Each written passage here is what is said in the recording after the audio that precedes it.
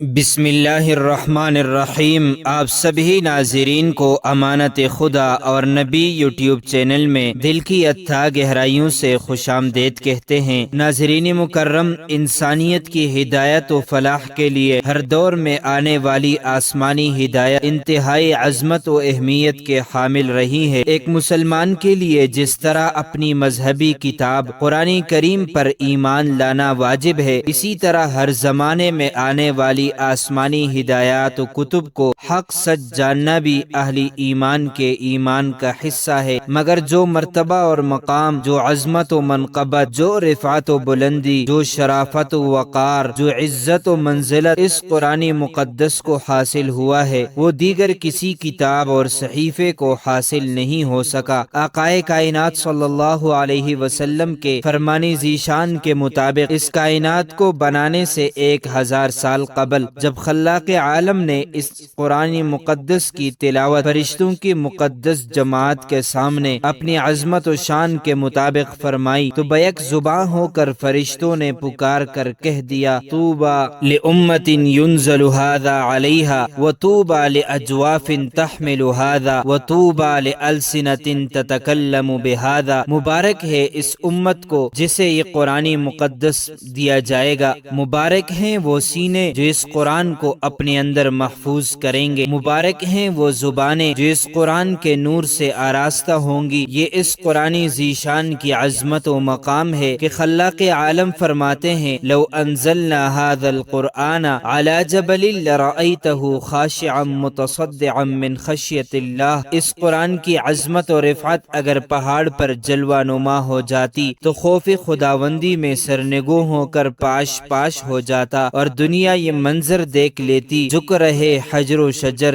اس کے آگے، یہ کوہ صحرا سرے خم ہے سارے، خدا کی بلندی و عظمت کو پا کر گر پڑے اوندے منہ صنم ہے سارے۔ ناظرین مکرم، رب لم یزل نے جس قدر احکام و تعلیمات سابقہ میں نازل فرمائے ہیں، وہ سب کے سب میرے ایمان کا حصہ ہیں۔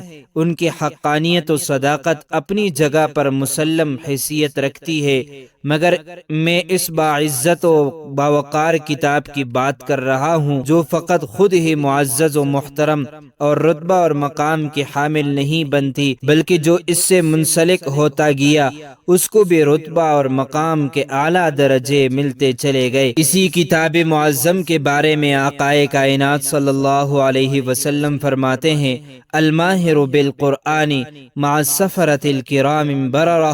جو قرآن کے سیلان رحمت میں غوطہ ہو کر اس کے قیمتی موتیوں کے حصول میں کامیاب ہو جائے، اس کا رتبہ اور مقام پاکیزہ مطہر جماعت فرشتوں کے مساوی ہو جاتا ہے۔ جی ہاں، یہ اس قرآن کے رتبے اور مقام کا عالم ہے کہ اگر کوئی صحیح پڑھنا نہیں جانتا لیکن کوشش کر کے اٹک اٹک کر اس فیضان رحمت سے سیراب ہونا چاہتا ہے تو آقائے کائنات صلی اللہ علیہ وسلم فرماتے ہیں، والذی یقرأ القرآن ویتتعتع فیہ وہو علیہ شاق۔ جو قرآن کو مشقت کے ساتھ اٹک اٹک کر مشقت کے ساتھ پڑھتا ہے، لہو اجران، اسے دوہرا اجر نصیب ہو جائے گا۔ جی ہاں، اس قرآن کی عظمت اور رفعت اور مقام کا عالم ہے کہ جس کے دل میں اس فیضان رحمت کا ایک قطرہ بھی موجود نہ ہو، وہ ویران اور خراب گھر کی طرح قرار دیا جاتا ہے۔ جس طرح ایک ویران گھر التفات و قدر سے عاری ہوا کرتا ہے، ایسے ہی یہ دل التفات رحمت سے ماورا ہو جاتا ہے۔ آقائے کائنات صلی اللہ علیہ وسلم اسی حقیقت کو یوں آشکارا فرماتے ہیں، ان الذی لیس فی جوفہ شیء من القرآن کالبیت الخارب۔ جی ہاں، یہ اس قرآن کا رتبہ اور مقام ہے کہ مختلف حالتوں میں اس کی تلاوت سے اجر و ثواب بھی مختلف ہو جاتا ہے۔ اگر کوئی قرآن کو بغیر دیکھے زبانی پڑھے تو آقائے کائنات صلی اللہ علیہ وسلم کا فرمان ہے، قراءۃ القرآن فی غیر المصحف 1000 درجہ، وہ 100 درجے کا جو اس بقعہ رحمت کا دیدار کر کے پڑھے تو آقائے کائنات صلی اللہ علیہ وسلم فرماتے ہیں، وقراءتہ فی المصحف تضعف علی ذلک الی 1000 درجہ، 2000 درجوں تک وہ رتبہ اور مقام میں تجاوز کرتا ہے۔ اس فیضان رحمت کے رتبے اور مقام کے کیا کہنا، جس نے روئے زمین پر رہنے والوں کو وہ مقام عطا کیا کہ دھرتی بھی پکار کر کہتی ہے قرآن کی آغوش میں کھلتے معطر پھول ہیں، جس کے بانی باغباں عرب کے ہادی رسول ہیں۔ عزیزان من، پوری کی پوری کائنات اس خالق ذوالجلال کی ذات کے دربار عالی میں حقیر و فقیر بنی کڑی ہے۔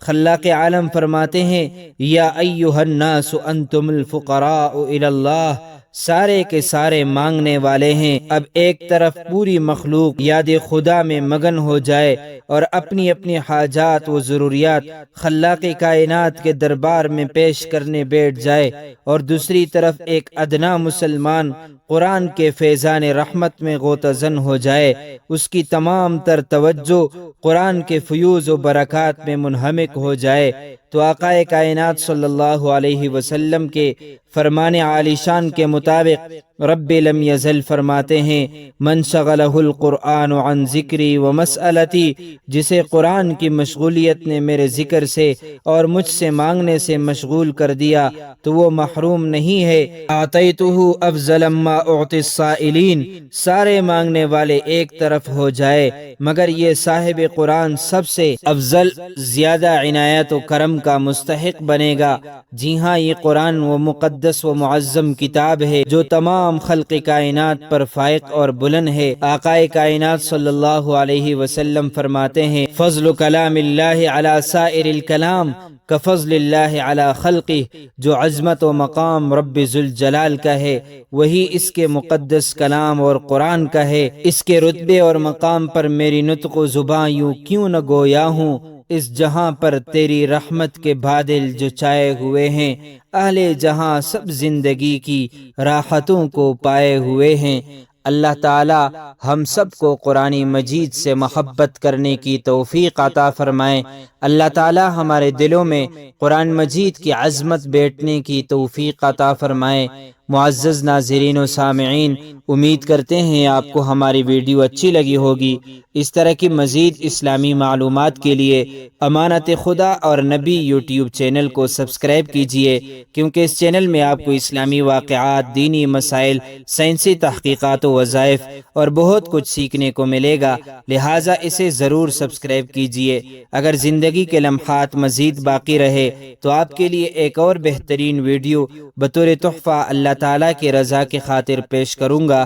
تب تک کے لیے مجھے دیجیے اجازت۔ اللہ تعالیٰ تمہارا حامی اور ناصر ہو۔